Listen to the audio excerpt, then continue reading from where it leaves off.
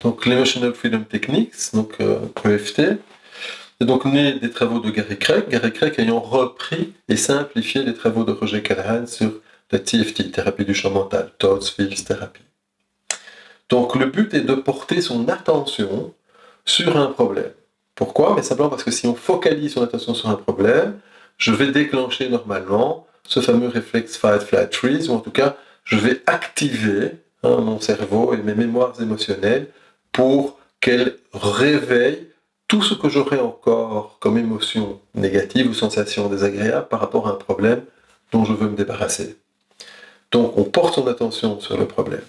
L'idéal, c'est de trouver un mot ou un titre de film, par exemple, qui puisse illustrer le problème pour avoir un mot de rappel. Maintenant, indépendamment du mot de rappel, vous verrez qu'en EFT avancé, il est possible aussi d'utiliser réellement que les mots du patient, et y compris de faire raconter l'histoire au patient.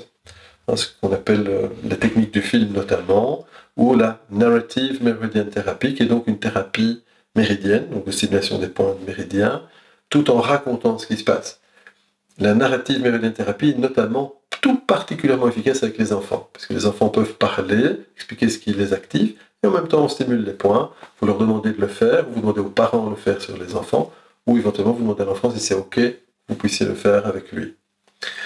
En stimulant, souvenez-vous, vous allez donc lancer une instruction paradoxale au niveau du cerveau limbique, savoir que vous êtes activé dans le système sympathique, mode survie, lorsque vous êtes activé par un problème, et puis en stimulant les points, vous activez le système parasympathique, donc le frein, et donc vous cassez le conditionnement.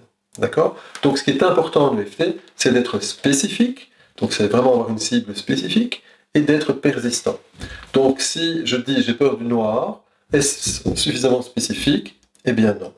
Donc c'est j'ai peur du noir lorsque je me souviens de cette nuit de mes 6 ans chez mon grand-père. Ça c'est spécifique.